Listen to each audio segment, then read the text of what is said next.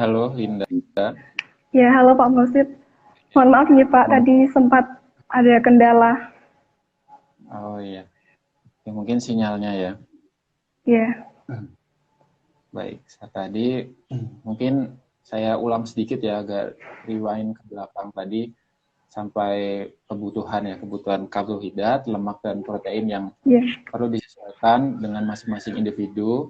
Kemudian cari jenis karbohidrat kompleks pada saat sahur ya, khususnya supaya apa namanya kebutuhan kalorinya itu dicukupi selama kurang lebih saat kita berpuasa 13 jam ya, dari mulai sahur sampai berbuka puasa. Sehingga saat kita memilih karbohidrat kompleks, harapannya kita tidak cepat lapar ya, kita tidak cepat kekurangan kalori. Kemudian untuk yang protein, saya rasa protein itu sangat baik ya, karena jenis-jenis pencernaan maupun enzimatis itu memerlukan protein, baik itu hewani dan juga nabati. Jadi baik itu hewani dan nabati, sarannya adalah tetap ditingkatkan ya, lebih ditingkatkan dibandingkan saat tidak berpuasa. Sedangkan lemak itu sebetulnya cadangan cadangan kalori di saat karbohidrat itu menipis. Jadi teman-teman yang sebetulnya obesitas ya, kalau tahu dirinya obesitas, status gizinya itu justru eh, apa namanya kesempatan besar supaya bisa beribadah sekaligus dalam program penurunan berat badan ya, dalam pengurangan kitip ya. Jadi bilang saat kita bicara lemak ya, sebetulnya kalau dibilang apakah saat puasa diturunkan, apakah saat puasa dinaikkan, itu tergantung kondisi individu masing-masing ya. Jadi saat kita obes mungkin perlu dicari tahu apakah tingkat obesitasnya cukup tinggi ya, cukup perlu diet khusus ya, atau orang-orang yang memiliki status gizi normal, bagaimana asupan lemaknya ya, sebaiknya sekitar 15 sampai 25% dari kecukupan kalorinya. Jadi apalagi untuk lansia, rekomendasinya diturunkan dari kebutuhan seharusnya untuk lansia. Tapi kalau untuk usia produktif sebaiknya standar saja 15 sampai 25%. Saat kita makan, seandainya ya kita butuh butuh kalori sekitar 2000 kalori sehari. Padahal kita hanya bisa sahur dan juga berbuka. Ya, kita nggak mungkin makan kalap ya, makan banyak sekali gitu kan. iya. Kita makan nasi 1,5 piring atau 2 piring, lauknya melimpah ruah ya. Kalau secara kebutuhan itu mungkin bisa terpenuhi. Oh, kita makan lebih banyak saat berbuka puasa. Nah, padahal setelah berbuka puasa, kekenyangan, habis itu nggak bisa ngapa-ngapain ya. Udah mau terawih, udah kekenyangan, ngantuk. Tipsnya mungkin saat berbuka, makan secukupnya ya, makan secukupnya, minum secukupnya, diawali dengan minum air putih atau minuman manis ya, minuman manis atau kurma seperti itu. Justru saat berbuka, tips saat berbuka puasa adalah cari jenis karbohidrat yang simplex. Ya, jadi saat sahur itu karbohidrat kompleks, namun saat berbuka kebalikannya, nyari karbohidrat yang simplex. Apa sih simplex? Ya, karbohidrat sederhana ya. Misalnya gula ya, gula pasir, gula Jawa atau gula aren ya sering kita sebut, coklat atau gula fruktosa yang benar-benar dari buah alami, misalnya dari tadi kurma ya, singkong dan seterusnya, dicari yang mudah kita dapat, namun yang jenis glukosa atau gula monosakarida. Kenapa? Karena untuk cepat menggantikan kebutuhan kalori kita yang udah cukup lama terkurasi dalam waktu 13 jam yang sudah kita lalui selama berpuasa. Setelah itu kita bisa beribadah, misalnya sholat maghrib atau sholat isya dan terawih, barulah teman-teman bisa makan makanan besar ya, makanan besar. Jadi saat berbuka dan juga maghrib itu mungkin bisa makan cemilan Yang ringan gitu ya? yang agak ringan, namun kalorinya cukup ya, cukup banyak. Misalnya olah roti atau kue, atau misalnya kalau pengen yang agak berasa ya, misalnya salad ya, salad buah dan seterusnya, ringan tapi mencukupi ya kebutuhan kalorinya. Kemudian makanan utamanya justru setelah isya atau setelah tarawih ya, untuk benar-benar makanan utamanya supaya apa namanya tidak terlalu berat ya, karena biasanya saat berbuka itu kalap, jadi antisipasinya adalah cemilannya saat berbuka puasa. Atau mungkin beberapa budaya ya atau kebiasaan itu kan sulit diubah ya. Boleh saja makanan besarnya setelah berbuka ya, boleh saja. Namun setelah tarawih nanti disusul dulu makanan cemilannya, makanan selingannya. Jadi supaya apa? Supaya kebutuhan kalori itu hanya sedikit dari kebutuhan gizi yang banyak ya, ada protein, mineral, kemudian zat aktif ya seperti antioksidan, itu kan sebetulnya sangat diperlukan ya, makronutrien dan mikronutrien. Jadi cemilan itu kita siasati, dilakukan snacking itu misalnya setelah tarawih atau tadi ya dibalik snacknya setelah maghrib, utamanya setelah tarawih atau dibalik. Nah, kemudian saat terkait dengan hidrasi atau kebutuhan cairan ya yang utama juga, karena kita tahu bahwa kebutuhan cairan kita minimal untuk tidak puasa saja adalah 2 liter sehari. Sedangkan saat puasa ya biasanya kita akan cukup banyak kehilangan cairan karena puasa, ditambah biasanya kita udah sahur minum banyak, tapi pas subuh biasanya buang air kecilnya banyak ya. Biasanya habis sahur minum, kemudian habis sholat subuh buang air kecil, terus jam 7 itu, jam 6 sampai jam 7 itu biasanya buang air kecilnya cukup banyak ya. Nanti pengaruh suhu juga ya Pak? Ya, biasanya betul, suhunya dingin gitu. Ya, suhu dingin atau memang karena sebetulnya normal sekali. Karena apa yang kita minum itu tetap saja saat sudah merasa udah cukup ya, tetap dilakukan ekspresi atau pengeluaran cairan tubuh. Nah, karena apa? Karena regulasi atau kalau kita bicara tentang hukum kekekalan energi itu, dan juga pola yang sudah dilakukan tubuh selama beberapa waktu ya, itu dia punya semacam kapasitas totalnya ya. Biasanya minum air putih segini ya, misalnya sekali minum itu 2 gelas atau 3 gelas, itu saat dia minum 4 gelas, 5 gelas, tentu saja udah nggak mencukupi, makanya cepat dikeluarkan juga. Begitu pula saat teman-teman biasanya konsumsi 1 gelas atau 2 gelas, kemudian pas sahur konsumsi banyak ya, 3 gelas atau 4 gelas, itu akan cepat keluar karena memang tubuh itu tidak sadar memang memiliki pola sendiri ya, terpola habit ya, berdasarkan habit. Nah, makanya orang-orang yang biasa untuk berpuasa ya udah lama, misalnya puasa sunnah Senin Kamis, itu dia punya pola tubuh sendiri ya dalam pencernaannya. Jadi kalau yang biasa berpuasa dengan yang tiba-tiba berpuasa, tentu saja adaptasinya agak berbeda. Nah, solusinya bagaimana? Solusinya adalah selama antara berbuka dengan sahur itu diselingi dengan minum air putih ya, untuk mencukupi 2 liter kebutuhan per hari. Atau kalau bisa ditambahkan, dilebihkan supaya pengaruh-pengaruh tadi ya, faktor bias seperti suhu ya, dingin, kemudian aktivitas yang banyak, itu bisa tercover dengan kita mengkonsumsi cairan yang mencukupi. Kita bisa Kalau air putih itu kan bosan juga ya, minum air putih. Air putih toh itu Betul. satu gelas begas. Ada juga orang yang bosenan ya, bosenan minimal ya dibuat variasi lah. Misalnya es jeruk atau es campur dikasih sirup.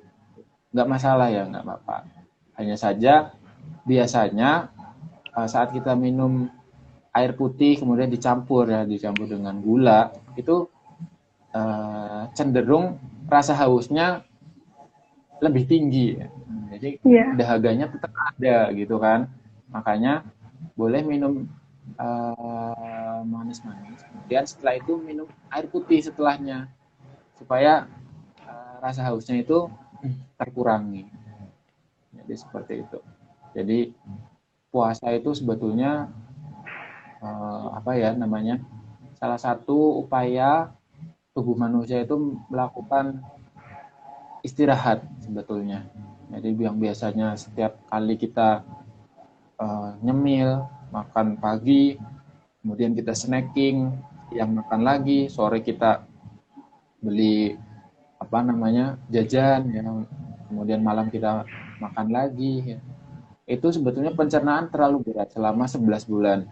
Makanya dengan berpuasa sebetulnya banyak sekali manfaatnya. Salah satunya adalah tadi mengistirahatkan pencernaan selama minimal ya 13 bulan, 13 jam dalam satu hari saat sahur sampai berbuka puasa.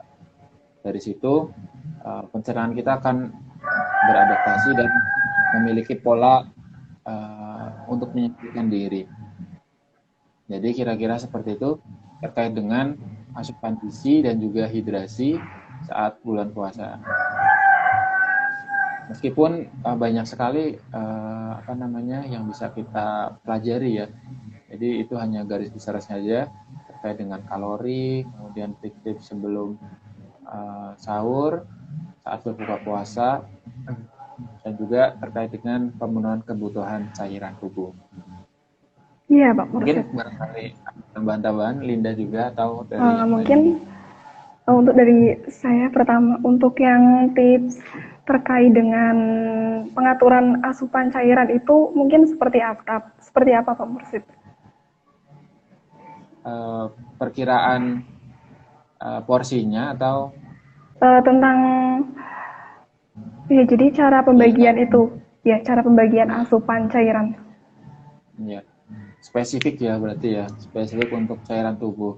Kita ambil kebutuhan average satu hari misalnya adalah 2 liter per hari. Kita bisa kira-kira ya 2 liter itu teman-teman kalau punya apa air mineral botol yang besar itu baru 1,5 liter, padahal diperlukan 2 liter minimal 2 liter itu udah paling minimal dalam satu hari.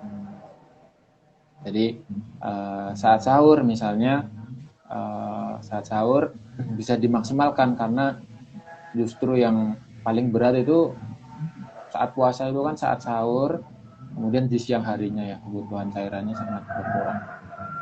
Oleh karena itu minimal misalnya 1 liter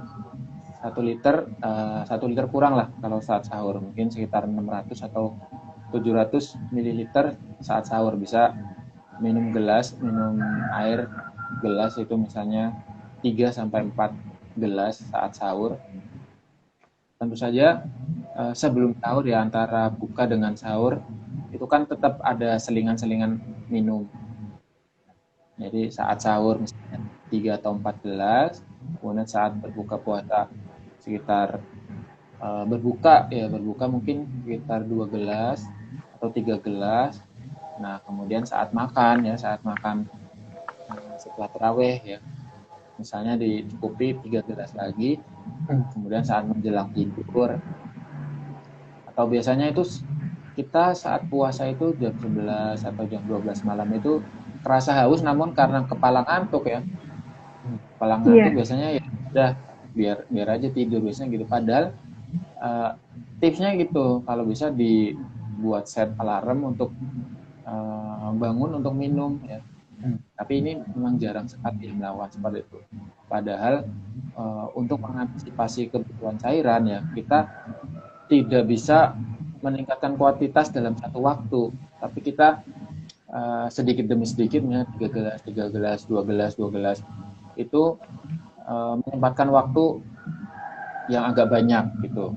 Jadi kuantitinya nggak bisa langsung banyak, tapi frekuensinya bisa kita tingkatkan. Jadi frekuensinya bisa ditingkatkan saat sahur, saat buka, setelah tidur ya, jam 11 atau jam 12, kemudian menjelang sahur, dan di akhir sahur ditambahkan konsumsi cairan. Kira-kira seperti itu. Oke, baik Pak Mursid. Oke, mungkin teman-teman kita akan memasuki sesi tanya jawab ya. Nah, bagi teman-teman yang mau bertanya terkait materi ini, bisa menuliskan pertanyaannya di kolom chat. Jadi memang perlu diatur gitu ya Pak, agar tidak terjadi kekurangan untuk asupan cairan dan juga zat gizi. Iya, betul sekali ya. Jadi memang kebanyakan kita tuh nggak sadar. Iya. Kita sendiri yang mempelajari gizi dan kesehatan ya, kita tahu pola makan diet, bagaimana. Kadangkala memang kita kurang aware ya. Kadangkala memang seperti itu, karena kita nggak kerasa ya. Kerasa lemes itu biasa aja, tapi coba kita lihat kualitas urin kita nih, semakin apa namanya, gelap ya biasanya dengan urin. Urin itu kan cirinya kalau misalnya bening ya, kuning agak bening seperti itu, bening agak kuning, itu semakin baik, berarti dia hidrasinya baik. Saat udah mulai keruh, kekuningan ya, semakin keruh berarti ciri bahwa dia sebetulnya dehidrasi. Nah, dehidrasi pada kondisi puasa itu kan lumrah ya Pak. Selama 13 jam itu kan waktu yang lama dalam apa namanya, maintenance atau kita mengatur kebutuhan cairan di dalam tubuh secara tidak sadar ya, tubuh itu melakukan sirkulasi sendiri. Tapi waktu yang 13 jam itu cukup lama ya, cukup lama. Makanya kita harus mengantisipasinya tadi, mensiasati kebutuhan cairan, frekuensinya ditingkatkan.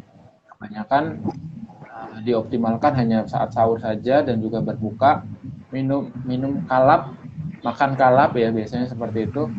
Sebetulnya bisa disiasati dengan makan sedikit-sedikit, namun frekuensinya ditingkatkan. Baik Pak Mursid.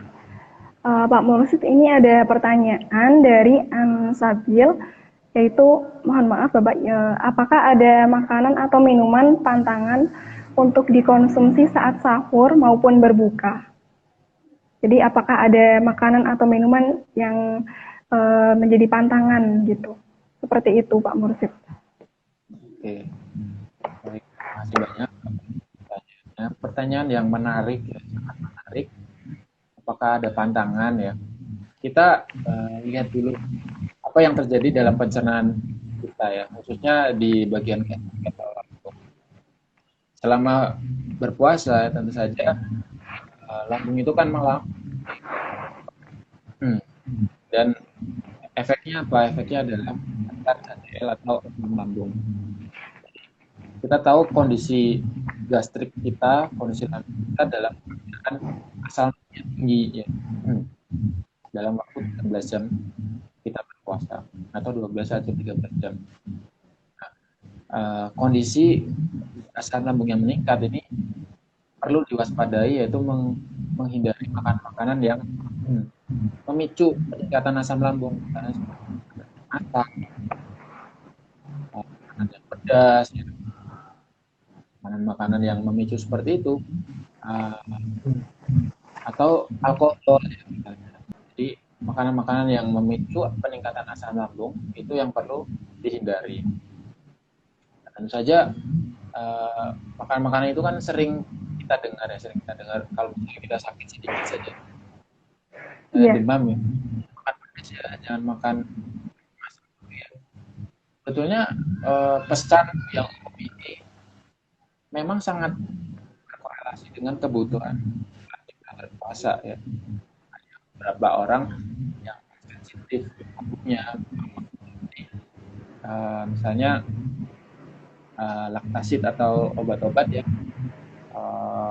memberikan kepresan atau menekan asam lambung yang terlalu tinggi. Kalau minum dingin boleh apa enggak ya? Boleh apa enggak? Iya.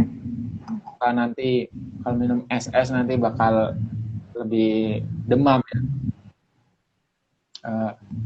Beberapa literatur yang saya baca, kalau saya sedikit tahu itu adalah terkait dengan suhu dari minuman yang kita konsumsi itu adalah suhu sejuk yang direkomendasikan. Suhu sejuk itu tidak terlalu panas atau tidak sedingin saat kita mengkonsumsi es. Jadi suhu sejuk. Namun pada kondisi berpuasa dalam waktu yang cukup lama, yang direkomendasikan adalah hangat ya, tidak terlalu panas, tidak terlalu dingin, atau tidak sejuk, kan hangat. Itu ya sekitar mungkin sekitar 40 atau 30 derajat ya, hangat-hangat kuku seperti itu. Supaya apa? Pencernaan kita yang sudah banyak sekali asam lambungnya itu bisa diredam dengan kondisi cairan juga suhu cairan tersebut yang tidak terlalu panas, tidak terlalu dingin, boleh sejuk atau hangat. Setelah itu, setelah sudah makan, konsumsi cemilan dan yang lainnya, mungkin efek dari tidak berpengaruh karena itu secara menyesuaikan. Jadi itu makanan yang kalah dengan suhu. Kira-kira seperti itu, dia akan menyesuaikan sendiri pada saat ada makanan di dalam. Baik, tentu sangat sudah menjawab ya untuk Ansabil. Apakah ada pertanyaan lagi dari teman-teman? Oh, ini ada pertanyaan dari Rifahaya. Untuk kebutuhan air per hari itu kan 2 liter. Bagaimana jika seseorang minum air kurang dari 2 liter per harinya? Apakah hal ini akan mengganggu metabolisme tubuhnya? Mungkin bisa dipersilakan untuk menjawab, Pak Mursid. Oke. Pada prinsipnya, nggak cuman water ya, bukan air. Semua zat gizi, baik itu makro maupun mikronutrien, mulai dari karbohidrat, lemak, protein, mineral, juga zat aktif seperti antioksidan dan lainnya. Itu kalau dalam kondisi defisit atau kekurangan, dalam kondisi kekurangan itu sebetulnya tubuh yang seharusnya dia terkait dengan zat gizi spesifik tersebut, kalau kurang dia pencernaan atau tidak makan. Prinsipnya seperti itu. Kemudian terkait dengan ini saja ya, kita tahu 80% sampai 70% ya adalah air, baik itu darah, urin, feses, sel kita, hati dan seterusnya, itu sebenarnya tetap ada kandungan H2O-nya, kandungan airnya, air mata kita, cairan-cairan yang ada di tubuh. Posisi salah satunya adalah air yang paling banyak. Kita bisa bayangkan beberapa satunya adalah merasakan lemas, haus, lemas, atau kalau kondisinya parah, maka kemudian di tahap yang lebih parah lagi kita bisa mengalami pingsan, istilahnya. Namun kematian karena dehidrasi jarang terjadi secara individu ya, karena cairan biasanya terjadi yang bisa menyebabkan masalah yang lebih serius karena hanya dehidrasi. Jadi dehidrasi itu sebetulnya penting sekali ya, bisa berbahaya saat orang benar-benar acuh terhadap cairan tersebut. Jadi kita bisa tahu kalau efek dari dehidrasi atau kekurangan cairan tubuh itu berbahaya ya, maka sebetulnya ini bisa kita atasi dengan mudah ya. Namun kan menjadi suatu bahaya. Kira-kira seperti itu. Baik, Pak Mursid. Terima kasih atas jawabannya, Pak Mursid. Nah, teman-teman, karena ini waktunya sudah menunjukkan pukul 16.48 dan waktu untuk sesi tanya jawab sudah berakhir, maka untuk tanya jawab sudah saya akhiri ya, teman-teman. Terima kasih atas antusiasnya kepada teman-teman yang sudah bertanya. Kemudian saya ingin untuk memaparkan sedikit kesimpulan atas materi yang telah disampaikan oleh Pak Mursid. Jadi untuk kebutuhan terkait asupan gizi pada bulan Ramadan pada dasarnya itu sama dengan kebutuhan sehari-harinya.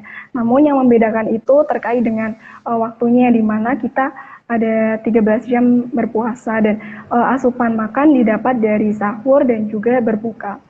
Maka perlu dilakukan pengaturan. Yang pertama itu kita harus mengetahui BMI atau Basal Metabolic Index atau IMT.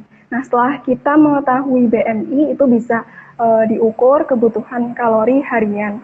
Nah, lalu nanti bisa disesuaikan untuk kebutuhan karbohidrat 45%, kemudian lemak dan juga proteinnya. Nah, untuk asupan gizi ini tidak sebaiknya itu secukupnya gitu ya Pak, tidak berlebihan maupun kekurangan. Kemudian untuk sahur itu disarankan mengkonsumsi karbohidrat kompleks.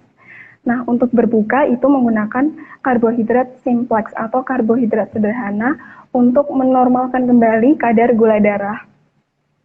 Kemudian untuk asupan cairan itu bisa diatur untuk pada saat sahur, yaitu bisa mengkonsumsi 3 gelas air putih, dan untuk saat berbuka itu 2 gelas. Kemudian bisa dilanjut setelah sholat tarawih, kemudian setelah menjelang tidur. Nah, untuk berbuka puasa itu mengkonsumsi makanan yang ringan. Kemudian untuk makanan utamanya itu setelah sholat maghrib begitu. Nah, demikian yang bisa saya sampaikan. Kemudian ternyata kita sudah memasuki di penghujung acara, teman-teman. Mungkin dari Pak Mursid ada closing statement-nya, Pak. Oke, terima kasih Linda. Teman-teman, itu sebetulnya yang saya sampaikan adalah beberapa segelintir informasi yang saya pelajari dan saya pahami, pun sebetulnya banyak sekali tips-tips yang bisa dilakukan selama berpuasa Ramadan, dan juga tips-tips tersebut tentu saja tidak takluk ya, bisa dilakukan untuk orang A, belum orang B. Jadi perlu perincian ya, perincian ini tubuhnya seperti apa, kalorinya, proteinnya, dan juga aktivitasnya. Kalau dia bekerja itu bagaimana, atau kalau dia ibu rumah tangga di rumah itu bagaimana, terusnya itu. Makanya ada ahli gizi ya, teman-teman yang mempelajari jadi salah satunya ada konsultasi kepada para pakar-pakar tersebut ya. Meskipun teman-teman atau para peneliti tidak mencari informasi di mana pun berada, meskipun demikian konsultasi dan juga anjuran-anjuran yang didapatkan dari para orang belajar di sana mungkin menjadi tambahan ada kita menyelesaikan masalah-masalah kesehatan khususnya di bidang fisik. Begitu kira-kira hal yang didapatkan dalam mempelajari gizi dengan bulan puasa Ramadan yang dengan pencukupannya juga harus istimewa. Saya kira seperti itu. Ya. Baik Pak Mursid, terima kasih atas materi yang telah disampaikan tadi ya. Tentu teman-teman yang sudah hadir dalam live Instagram ini telah mendapatkan informasi ya mengenai pengetahuan terkait optimalisasi asupan gizi dan juga air putih. Nah, kemudian mohon maaf kalau dari saya ada kesalahan. Kemudian apabila Pak Mursid memiliki agenda lain, dapat meninggalkan live Instagram ini. Oke, saya terima kasih banyak untuk para panitia dan seluruh yang sudah ikut bergabung di sini. Tidak mohon maaf apabila ada kekurangan dan tutur kata yang keliru. Mohon maaf. Baik, terima kasih banyak Pak Mursid. Waalaikumsalam warahmatullahi wabarakatuh.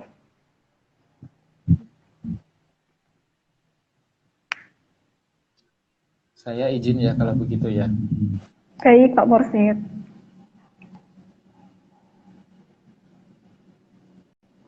Oke, baik teman-teman, terima kasih semuanya yang sudah meluangkan waktunya untuk dapat bergabung dalam Instagram Live Gerakan Ramadan Ceria Hima Gizi UNES dengan tema Bincang Asik seputar Ramadan bareng Anak Gizi. Nah, mungkin tadi semoga apa yang telah disampaikan oleh pembicara kita, Pak Mursid, bisa memberikan manfaat ya untuk kita semua dan harapannya bisa dipahami, kemudian dapat diaplikasikan dalam kehidupan sehari-hari. Oke, mungkin sekiranya cukup ya dari saya, Linda Fitriani, selaku moderator, pamit izin undur diri. Mohon maaf apabila ada kesalahan ya, apabila ada kesalahan, kemudian kata-kata yang tidak berkenan di hati teman-teman semua. Baik, sampai jumpa di acara Bisik, Bincang Asik seputar Ramadan bareng Anak Gizi selanjutnya. Selamat menunaikan ibadah puasa. Wassalamualaikum warahmatullahi wabarakatuh. Terima kasih teman-teman.